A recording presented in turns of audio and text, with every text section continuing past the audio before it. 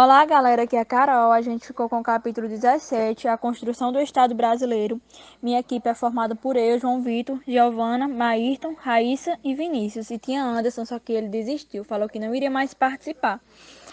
Vou falar um pouco sobre a parte de Anderson, que ele ficou com projetos para o Brasil, a montagem do Estado Nacional, o reconhecimento da independência, a organização política do Estado brasileiro.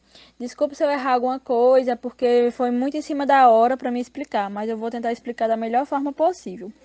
Projetos para o Brasil. A construção do Estado Nacional Brasileiro estendeu-se pelo século XIX, após ter sido iniciado sob o governo do imperador Dom Pedro I.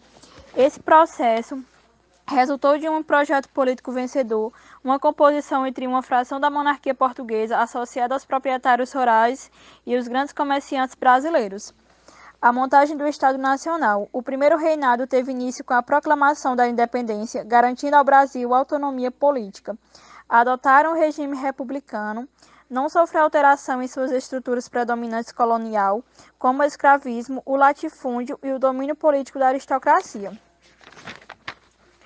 Para garantir a independência, Dom Pedro I expulsou as tropas portuguesas que se opunham à separação entre Brasil e Portugal e arrecadou impostos para lutar contra as forças metropolitanas. O imperador contou com o apoio das elites formadas principalmente por altos funcionários públicos e membros da aristocracia rural. Depois das províncias do Rio de Janeiro, São Paulo, Minas Gerais, Santa Catarina e Rio Grande do Sul aderiram à independência com Dom Pedro e seguiram-se as demais. Na Bahia e na Cisplatina encontravam-se as maiores resistências. O reconhecimento da independência. O governo dos Estados Unidos foi o primeiro a reconhecer a independência do Brasil em 1824. O governo da Inglaterra atuou como mediador entre o Brasil e as cortes portuguesas. Os ingleses emprestaram ao Brasil cerca de 2 milhões de libras esterlinas para o pagamento da indenização exigida por Portugal, embora o dinheiro não tenha saído de Londres, já que os ingleses logo cobraram de Portugal. A ação mediadora do Reino Britânico permitiu-lhe reafirmar com o governo brasileiro os tratados de 1810. Assim, os produtos britânicos importados pelo Brasil continuaram com tarifas aduaneiras reduzidas. O baixo preço das mercadorias que ingressavam no Brasil desestimulava o desenvolvimento da produção industrial interna, provocando um crescente déficit no comércio internacional do país. Essa situação fez com que o governo brasileiro recorresse a frequentes empréstimos, endividando-se cada vez mais e aumentando sua dependência econômica com a Inglaterra. A organização política do Estado brasileiro. A Assembleia Constituinte defendia o estabelecimento de uma monarquia constitucional que garantisse os direitos individuais e limitasse os poderes do imperador. Não desejavam, contudo, promover alterações estruturais que afetassem o domínio aristocrático escravista ou que dessem origem a um regime amplamente democrático. A Constituição da Mandioca foi um projeto de constituição apresentado à Assembleia por Antônio Carlos de Andrada, irmão de José Bonifácio. Esse projeto previa a instituição do voto censitário, que é baseado na renda de cada indivíduo, o que impedia a participação política das camadas pobres. Com isso, poderiam votar e ser votados os membros das camadas privilegiadas. As rendas anuais eram calculadas em alqueires de mandioca. E como somente uma pequena elite detinha terras e escravos, esse projeto impedia a participação política da maioria da população brasileira. Além disso, nesse projeto, o poder legislativo seria soberano, assim limitando o poder executivo, que seria exercido pelo imperador. Dom Pedro, vendo seu poder sendo limitado, dissolveu a Assembleia Constituinte. Após dissolver a Assembleia, Dom Pedro I organizou um novo quadro de políticos, que era o Conselho do Estado, para ajudar a elaborar a Constituição que lhe conferia amplos poderes. Essa Constituição estabelecia a monarquia hereditária, o voto era censitário, onde os eleitores deveriam ter uma determinada renda mínima anual, oficializava a religião católica, subordinava a Igreja ao controle do Estado, também propõe uma divisão político-administrativa do território em províncias, sendo cada uma governada por presidentes nomeados pelo próprio imperador. Seria considerado cidadão todos os homens livres nascidos no Brasil ou naturalizados. Estes cidadãos foram classificados em 3 grupos, que eram os cidadãos passivos, aqueles que não conseguiam alcançar a renda necessária para ter direitos políticos, os cidadãos ativos votantes, que eram aqueles que atingiam a renda mínima para votar, mas não para se candidatar, os cidadãos ativos eleitores elegíveis, aqueles que atingiam a renda mínima para se candidatar nas eleições. A Constituição também estabelecia a separação do poder político em 4 ramos: executivo, responsável pela execução das leis, o legislativo, encarregado da elaboração das leis, o judiciário, que zelariam pelo cumprimento das leis e julgamentos dos infratores, e o moderador, que regularia os demais poderes. O poder moderador conferia ao imperador poderes quase absolutos. Sua função seria de intervir sempre que surgissem conflitos entre os demais poderes, determinando qual deles tinha razão. O autoritarismo que marcou o processo de outorga da Constituição de 1824 inaugurou uma fase na história política do Brasil, onde a centralização política se transformou em uma prática severamente questionada. O fechamento da Assembleia Constituinte e a imposição da Constituição de 1824 pelo imperador provocaram protestos em várias províncias, especialmente no Nordeste, e também crises como a do algodão e do açúcar, relacionadas à concorrência estrangeira, e os crescentes impostos determinados pelo governo central geraram descontentamento na população. Em Pernambuco, a população rebelou-se quando Dom Pedro I nomeou novo presidente para a província. Sob o comando do governo deposto Manuel de Carvalho Paz de Andrade, o movimento de caráter separatista, republicano e popular se espalhou pelo Nordeste, obtendo a adesão do Rio Grande do Norte, Ceará, Paraíba, Alagoas e de Sergipe. Alguns dos principais líderes do movimento foram Paz de Andrada, Frei Caneca, divulgador dos ideais republicanos em seu jornal, e Cipriano Barata. Para dominar os rebelados, Dom Pedro contou com empréstimos feitos à Inglaterra. Os revoltosos foram brutalmente reprimidos, sofrendo ataques por terra e mar. Uma vez vencidos, 16 seus líderes foram condenados à morte.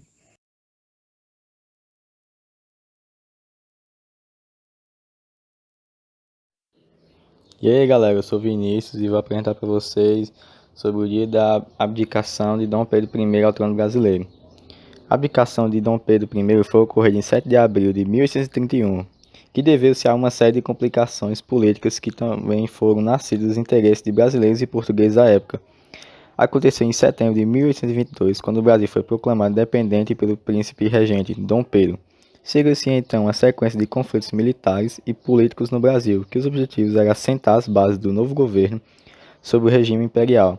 Esse novo governo foi cimentado pela Constituição de 1824, que legitimou Dom Pedro como imperador do Brasil, enfim, tornando-se Dom Pedro I, dando a ele também o controle sobre os outros poderes constituídos por meio do poder moderador. O uso do poder moderador foi um dos aspectos que tornaram o primeiro reinado um turbilhão de crises políticas. Sob o posse desse poder, Dom Pedro podia nomear cargos políticos, concedendo a eles vitalicidade e apoiando-se em primícias do absolutismo monárquico, o que irritava a oposição liberal, que lhe fazia frente tanto na atividade política direta, quanto por meio da imprensa, como é o caso do jornal Aurora Fluminense. Logo em seguida, na Guerra da Cisplatina, em que o Uruguai, com a ajuda da Argentina, sairia vitorioso e independente, acabavam por meio de engraçar a crise do primeiro reinado. Soma-se a isso o fato de que em 1829 a crise financeira que o país sofreu chegou ao ápice, ocasionando a desvalorização da moeda nacional e o fechamento do Banco do Brasil. O cenário europeu também demonstrará sinais de uma nova reviravolta. Em 1826, Dom João VI morreu e gerava nova tensão no Brasil, haja vista que o Dom Pedro I era herdeiro do rei morto. Além disso, em 1830, o rei Carlos X da França tem seu governo interrompido, sendo instituído nesse país a monarquia, que era a monarquia de junho. de tendências liberais, o que ameaçava mais ainda os interesses dos monarquistas, de orientação absolutista, o que faziam coro com o governo de Pedro I. Aí, em meio a essas tensões das guerras, aí Dom Pedro I resolve fazer uma visita aos liberais em Minas Gerais. Em 1831, não é bem recebido nessa província, e então, quando regressa para o Rio de Janeiro, os portugueses que residiam nessa cidade e eram seus partidários fizeram uma festa com luminárias para receber o imperador. Os brasileiros descontentes começaram a quebrar janelas dos portugueses. Esses últimos revidaram atirando garrafas contra os primeiros, constituindo assim um episódio conhecido como a Noite das Garrafas. Em meio a tudo isso, Dom Pedro I decide abdicar do trono em 7 de abril de 1831, em favor de seu filho, Dom Pedro de Alcântara. No bilhete de sua abdicação está escrito: usando o direito que a Constituição me concede, declaro que lhe muito voluntariamente abdicado na pessoa do meu muito amado e prezado filho, o senhor Dom Pedro de Alcântara. Boa Vista, 7 de abril de 1831. 10º dia da independência e do Império.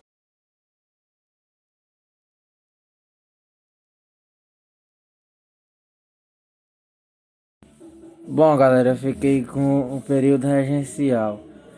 Aí, assim, na história do Brasil, o chamado período regencial foi um intervalo de 9 anos entre o fim do Primeiro Império, comandado por Dom Pedro I, e o início do Segundo Império, com subida do trono de Dom Pedro II. O Primeiro Império teve fim em 7 de abril de 1831, quando Dom Pedro I abdicou do trono em favor de seu filho, então com 7 anos de idade.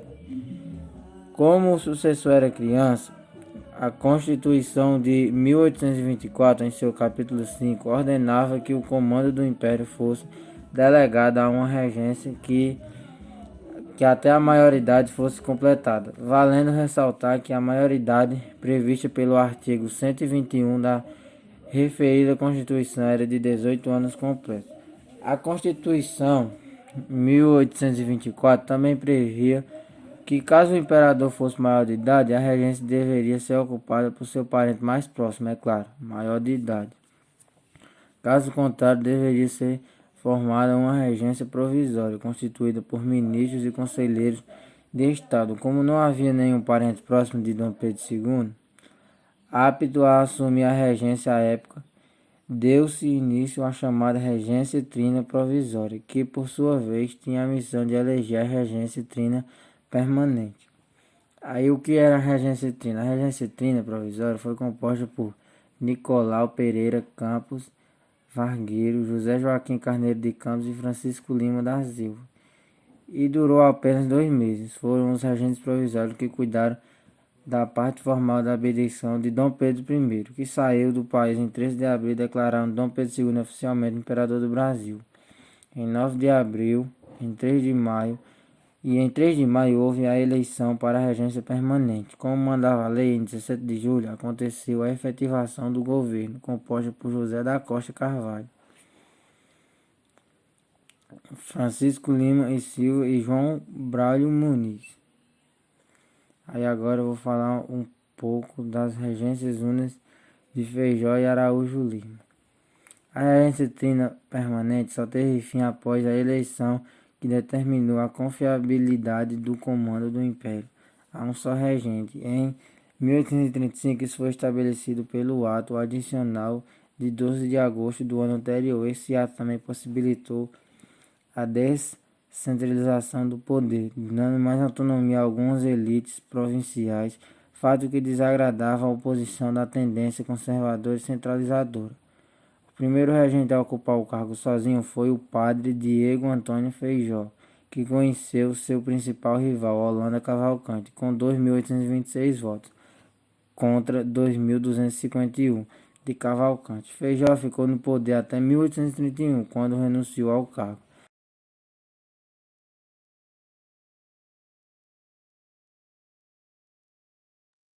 As rebeliões regenciais criticavam a situação de miséria em que se encontrava a maioria da população, que reivindicavam liberdade e maior acesso às decisões políticas.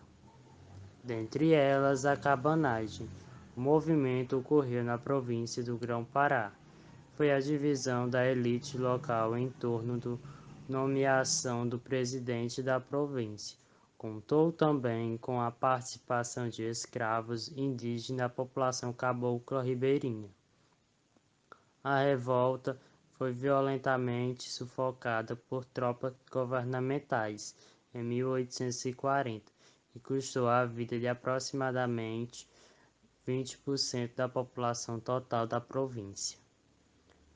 Sabinada, na província da Bahia, defendia a liberdade dos escravos crioulos nascidos no Brasil que apoiassem a Revolução. Os integrantes do movimento lutavam contra as determinações do governo regencial, que convocou tropas baianas para lutar contra a Revolução Farroupilha no Rio Grande do Sul. Balaiada. A economia maranhense na época da revolta enfrentava grandes dificuldades, em razão da concorrência norte-americana na produção de algodão. Com isso, a população pobre revoltou-se e passou a exigir melhores condições de vida.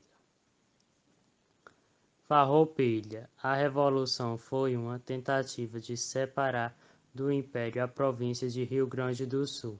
Contou com o apoio de latifundiários e a população pobre, que constituíam as tropas, que durou cerca de 10 anos e foi a mais longa rebelião da história do Brasil.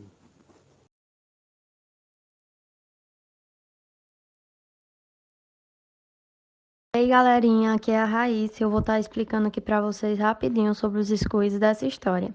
Para as mulheres, defende uma manutenção constante de costumes tradicionais de desvalorização feminina, submetidas ao comando patriarcal e à obediência humilhante que devia ao seu pai ou ao seu marido. As transformações ocorridas nas primeiras décadas do século XIX não trouxeram alterações em seus papéis sociais. Entre os setores marginalizados da sociedade, os negros não viram mudanças expressivas em sua condição de vida, exceto pela participação de alguns batalhões formados por negros nas guerras de independência, onde muitos deles conseguiam a sua liberdade por ter participado de tal conflito. Da mesma forma, os indígenas eles continuaram fora de toda a movimentação política no Rio de Janeiro e nas capitais das províncias. Desde o período colonial, eles eram considerados um obstáculo para o projeto de país almejado pelas elites, ou seja, um grupo inferior que atrapalhava as atividades econômicas.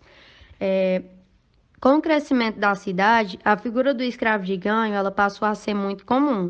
Tipicamente urbanos, esses escravos desempenhavam vários ofícios, do comércio ao serviço de higiene pessoal e saúde, tendo que entregar toda a sua quantia ganha ao seu senhor. Caso contrário, eles teriam castigos físicos severos.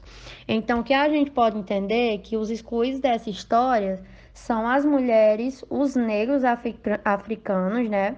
Os ex-escravos, que na época a escravidão ela tinha acabado há pouco tempo.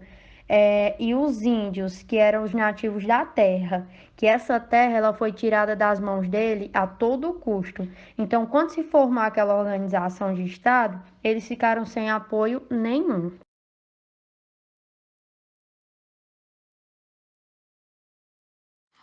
Olá, galera, aqui é a Carol. Eu fiquei para falar sobre a revolta de Carrancas, a revolta dos Males e a revolta de Manuel Congo. A revolta de Carrancas aconteceu em Minas Gerais no ano de 1833 e tem chamado a atenção dos pesquisadores pelas penas que foram aplicadas aos rebeldes escravos. Teve o maior número de escravizados e condenados à pena de morte por enforcamento no Brasil durante o Império, que foram 16 no total. 16 escravizados rebeldes condenados à morte à forca, que foi considerada a maior revolta escrava na província de Minas Gerais. Teve invasão das sedes da fazenda e a morte de fazendeiros e de seus familiares. Ela teve início na freguesia de Carrancas, que era próxima das estradas que ligavam Minas Gerais a São Paulo e Rio de Janeiro, que teve como centro a fazenda da família Junqueira, que ocorreu disputas políticas regionais entre os restauradores e os liberais moderados, e teve como líder principal o escravizado Ventura Mina. A revolta dos Males. Ocorreu na Bahia no ano de 1835. O termo malê é um termo usado para designar os africanos que eram muçulmanos.